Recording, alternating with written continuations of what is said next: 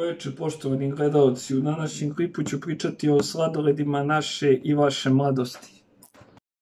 Na prvom mestu je Bolero. On je po meni najbolji i najljepši Frikomov sladoled. I kada napravljen čokolada unutra u međusloju iz polja, njam njam, kad se samo setim.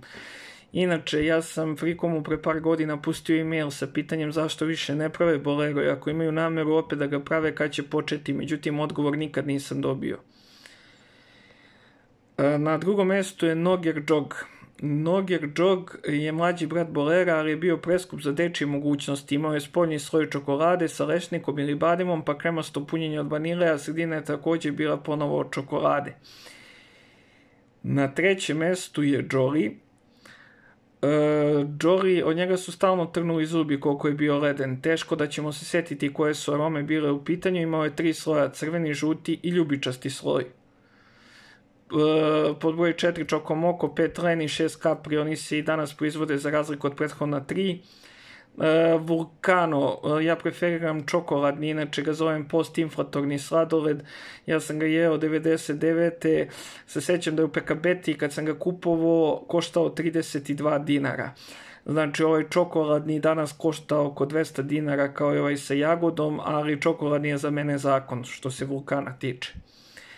Na 8. mestu je Loptica. Loptica, plastična ambalaža i neizbežna kašičica bili su veći doživljaj od samog slatkog punjenja koje je bilo ukusa vanile. Nakon što bismo ga pojeli, Loptica se obavezno oprala i služila za igranje u pesku. Volile su ga neke tate jer je ova ambalaža savršeno pasovala za kuku na automobilima. Pod broj 9, Twinny i Twinny Tropico. Poput sijamskih blizanaca, ova ledena poslastica je bila spojena i na 2 štapića. Prva verzija je bila isključivo voćna u zeleno-naranđastoj kombinaciji limun-pomoranđa, dok je Tropico imao i malo čokoladnog preliva na vrhu. Kako god bilo, kad bi počeli dedeti ovaj sladoled, on bi se topio i razdvajao, pa ste imali pune ruke posla sa njim. Stopi, Hladiša i Tiger, isto čuveni sladoledi. Hladiša bio je poput rumenka, samo naranđast oker boje i sa ukusom kajsije, prilično vodnjikav, pa ga je tada retko ko kupovao, iako je bio najjeftiniji. Tiger, gde je lav, tu je tigar. Taj sladoled je zlako izgubio od Stopija u pomenutom izboru, te su mnogi njegovi ljubitelji ostali uskraćeni za njegov comeback u frižidere. Sladoled je bio sličan Capriju, samo što je imao žuto punjenje sa ukusom pomoranđe umesto jagode.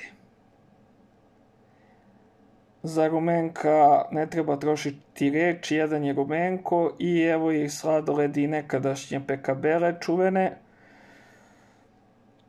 A evo i sladoleda iz Frikoma, ovo su omoti kad sam ja bio klinac, kad sam imao 3, 4, 5 godina. Evo ga Stopić, Smok, evo ga Đusko, Jabi, Limunčino i ostali sladoledi. Eto, se podsjetimo detinjstva koje je stvarno bilo prelepo.